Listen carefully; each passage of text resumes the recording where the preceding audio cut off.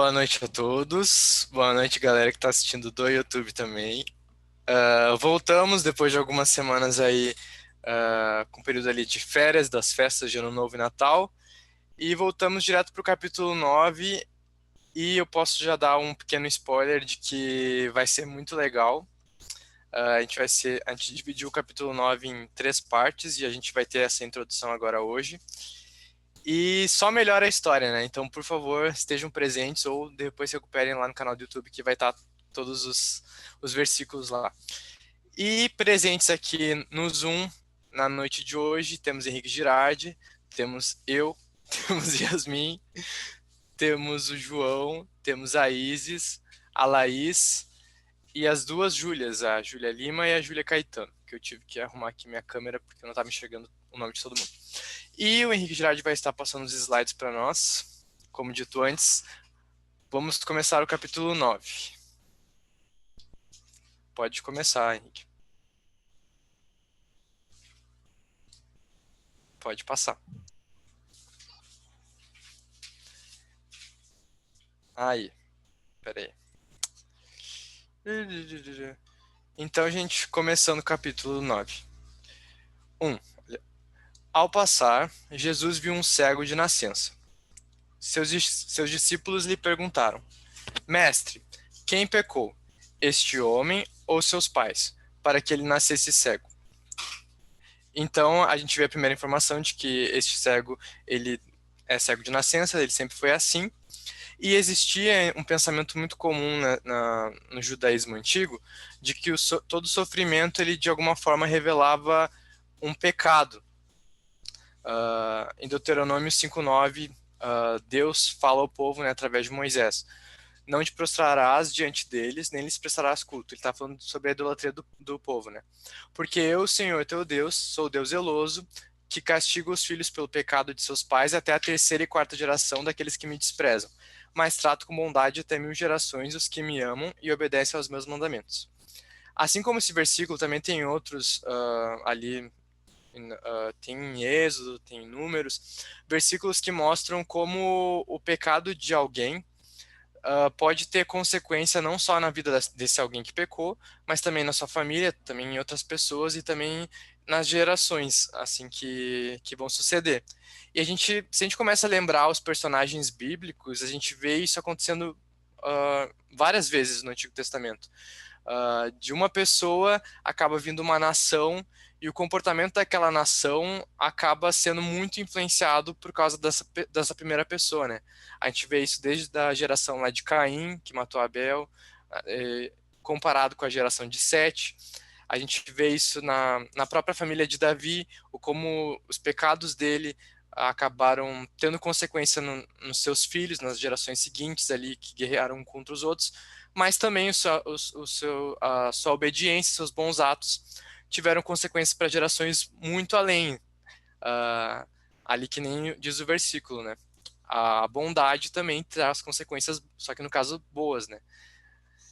E também faz sentido esse pensamento quando a gente vê alguns capítulos antes, no próprio livro de João, tinha acontecido um outro milagre, só que dessa vez com um paralítico. Que tu pode passar, Henrique. No capítulo 5, ali eu vou ler. Ó. O homem que fora curado não tinha ideia de quem era ele, pois Jesus havia desaparecido no meio da multidão. Mais tarde, Jesus o encontrou no templo e lhe disse: Olha, você está curado. Não volte a pecar, para que algo pior não aconteça a você. Então dá a entender, né, que a condição que aquele paralítico estava tinha a relação com o pecado e que poderia acontecer algo pior ainda se ele voltasse a cometer o pecado, né? Mas esse pensamento de que sempre está atrelado a um pecado é equivocado, né? Na verdade, eu acredito que eles tinham com uma boa intenção, né? Porque na cabeça deles não fazia sentido um Deus justo de alguma forma permitir que alguém inocente passasse por um sofrimento. Então, nessa busca de explicação, eles acabavam tomando esse pensamento equivocado, né? Mas a gente vê muito claro, principalmente no Novo Testamento, de que não é verdade de que sempre está atrelado a um pecado. Pode continuar, Henrique. Tanto é que Jesus respondeu para eles, né? Disse Jesus: nem ele, nem seus pais pecaram, mas isso aconteceu para que a obra de Deus se manifestasse na vida dele. Então a gente vê um motivo completamente diferente do porquê esse cara está nessa condição. Pode seguir, Henrique. A gente até vê em vários outras passagens na Bíblia coisas parecidas acontecendo, né? Por exemplo, em Lucas, né, quando o povo tem um momento ali que o povo fala sobre os galileus e os galileus estarem passando por um momento difícil e Jesus responde que ali, ó, vocês pensam que esses galileus eram os mais pecadores que todos os outros por terem sofrido dessa maneira? Eu digo que não. Mas se não se arrependerem, todos vocês também perecerão. Dando a entender que não era por causa dos pecados daquele povo que aquele povo estava sofrendo aquelas coisas, né? A gente vê também na vida de Paulo, quando a gente vê aquela passagem sobre o espinho que atormentava ele. E até em outra passagem também com Paulo, lá em Gálatas 4:13, a gente vê um momento ali das viagens missionárias em que ele acaba caindo ali num lugar por causa de uma enfermidade. Tipo ali no versículo 13. Como sabem, foi por causa de uma doença que preguei o evangelho pela primeira vez a vocês. Então, aqui dá a entender de que por causa de uma doença, de repente ele teve que ficar mais tempo num lugar, mas de alguma forma aquela coisa ruim o levou a uma coisa boa, né? A pregar a palavra naquele lugar onde ele estava. E, Matheus, uma Fale. paulada que eu tomei, que eu não entendi assim, né? Quando lá em Gênesis fala assim, ó, que Deus multiplicaria o sofrimento da mulher na dor do parto. Só que todo mundo sabe que para multiplicar é porque algo já existe, né? Aí Sim, o que dá a entender que a mulher já tinha sofrimento no parto antes da queda. sim. Então existem sofrimentos que são pré-queda, entendeu? Sim, sim. Pré-pecado. No Não, sentido. o pecado que trouxe essa consequência ao mundo, né? O fato da gente sofrer e passar tristeza, né? Não é algo que Deus cria especificamente para uma pessoa, né? Mas ele permite isso acontecer e por propósitos que vão além da consequência de um pecado, né? Na verdade, até a gente tem o maior exemplo de todos, que está no próximo slide, é que o próprio Jesus, ele veio aqui nessa terra e ele sofreu, e sofreu demais. E a gente tem total convicção de que não foi consequência do pecado dele próprio, né? Então, beleza. Podemos continuar. E Jesus continua respondendo os discípulos, né? Enquanto é dia, precisamos realizar a obra daquele que me enviou. A noite se aproxima, quando ninguém pode trabalhar. Enquanto estou no mundo, sou a luz do mundo. Então aqui Jesus ele não está falando literalmente da luz do dia como se ele só tivesse aquelas horas para realizar boas obras, né? Ele está falando num sentido muito maior de como a gente vê nesse capítulo e em outros capítulos, Jesus se declara como a luz do mundo. Então a gente entende que nesse versículo, quando ele está falando dia, ele está falando o tempo em que eu estou aqui, né? O tempo em que a luz está aqui presente com vocês é dia. Mas vai chegar a noite, né? Que é o momento da sua crucificação, da sua morte, em que ele não vai estar mais ali para poder fazer essas coisas aqui, essas obras terrenas, né? Então ele está falando ali de usar esse tempo que ele está ali presente para fazer essas coisas, né? Tendo dito isso, cuspiu no chão, misturou terra com saliva e aplicou-a aos olhos do homem. Então disse-lhe: vá lavar-se no tanque de Siloé, que significa enviado. O homem foi, lavou-se e voltou vendo, né? Não fica claro o porquê que Jesus usou lama, né? Porque a gente vê que em vários outros milagres ele não precisou usar de nenhum outro artifício para isso, né? Mas não tem como a gente ler esse versículo e não remeter a Gênesis, né? Pode passar o slide, Henrique. Gênesis 2:7 que diz, né? Então o Senhor Deus formou o homem do pó da terra e soprou em suas narinas o fôlego de vida, e o homem se tornou um ser vivente, né? essa parte aqui do fato dele usar a terra, né, para botar no olho do homem, nos lembra da criação do próprio homem, né, que foi feita a partir do pó da terra, né. Até eu vi que alguns comentaristas acreditam, né, que pode ter muita, talvez a cegueira daquele homem tivesse a ver com alguma deformidade física. E naquele momento ali da terra no olho do homem pode estar simbolizando ali como é que eu posso dizer, o próprio Deus recriando algo ali, né? Talvez ele tivesse, sei lá, qual que era a condição da cara daquele homem, né? Mas ele estava recriando ali alguma coisa para ficar correto novamente. Pode passar. Ah, não, desculpa. Não, tá certo. Desculpa. Pode continuar. Desculpa se vocês estiverem ouvindo meu pai, porque meu pai tá no telefone aqui do lado, tá? Ah, continuando. Seus vizinhos e os que anteriormente o tinham visto mendigando perguntaram: Não é este o mesmo homem que costumava ficar sentado mendigando? Alguns afirmavam que era ele. Outros diziam: Não, apenas se parece com ele. Mas ele próprio insistia: Sou eu mesmo. Aqui a gente pode ver várias verdades, né? A gente pode pegar várias coisas diferentes aqui desse versículo, né? Uma delas é que quando tu tem uma mudança significativa na tua vida, meio que gera algum alvoroço onde tu tá, não tem como as pessoas não perceberem, né? Então a gente já pode pegar isso. Mas também a gente percebe o como era triste aquela realidade ali, aquela sociedade, aquele tempo ali, para alguém que tinha alguma deficiência, né? O fato do cara ser cego meio que automaticamente já quase que ele colocava na posição de que a única coisa que ele podia fazer era pedir esmola, porque ele não tinha uh, relevância ali naquela sociedade, não era a mesma coisa que hoje em dia, né?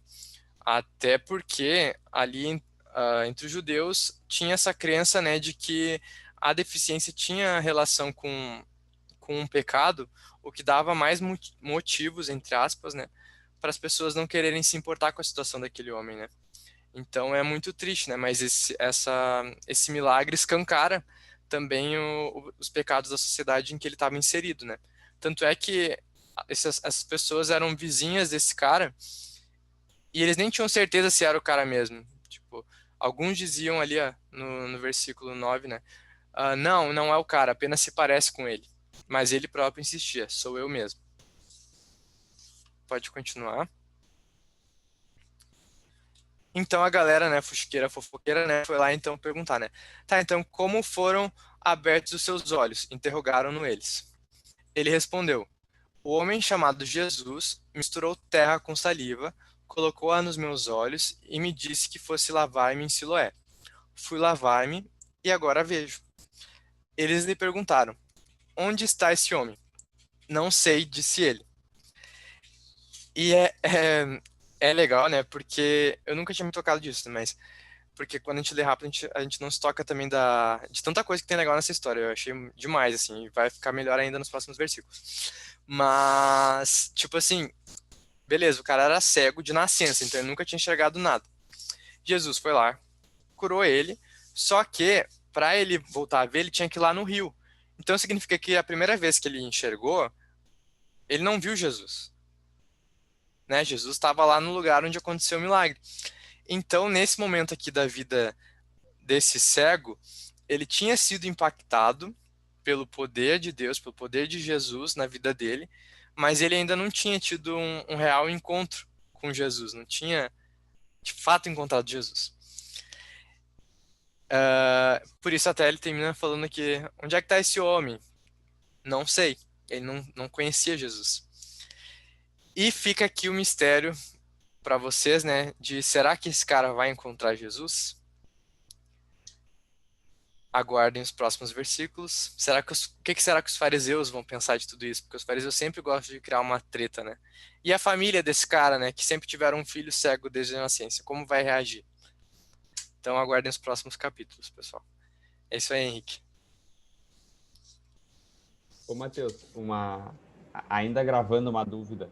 Quando Fale. tu, quando tu lê aquele versículo ali que diz,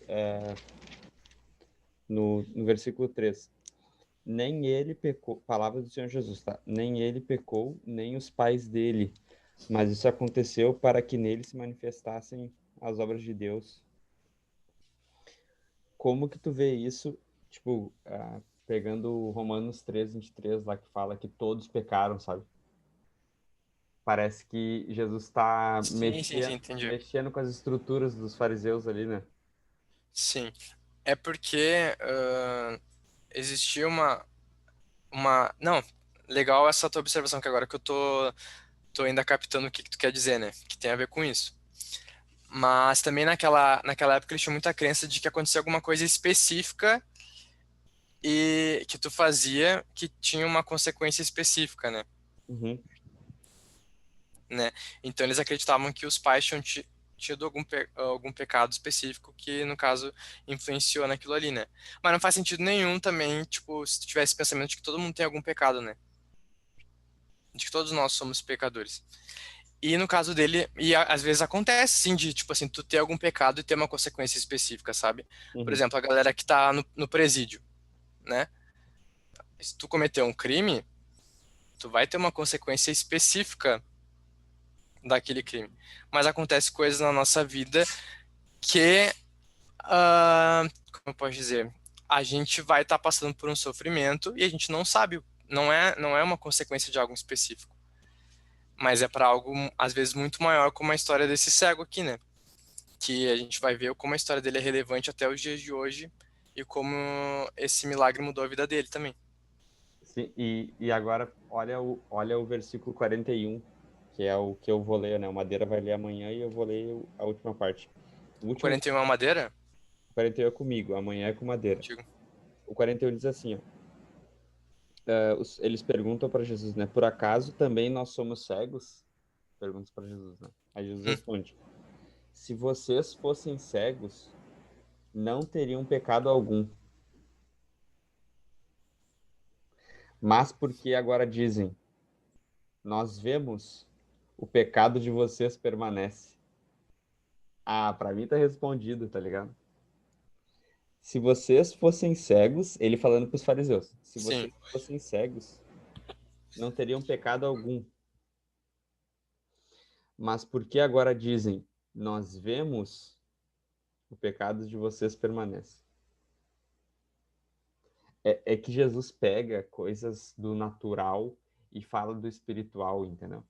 E isso não entrava na cabeça dos fariseus. Eles só estavam acostumados com coisas naturais, terrenas, sinais, entendeu? O sinal de um cara cego de nascença estar enxergando mexeu com eles. Como que eu vou explicar isso na minha lógica humana? E Jesus está falando, eu não estou falando de lógica humana. Não tô, eu só estou usando a lógica humana, eu estou falando de algo espiritual. O pecado é algo espiritual. Que loucura, né, meu? Uhum. Não, e o máximo é que ele complementa isso, deixa muito mais claro quando ele repete mais uma vez que ele é a luz do mundo, né? Isso. Em Vocês não estão comparação com a enxergando. cegueira, né? Esse Isso, cara, vocês não. esse cara não tem pecado. Ele tá enxergando.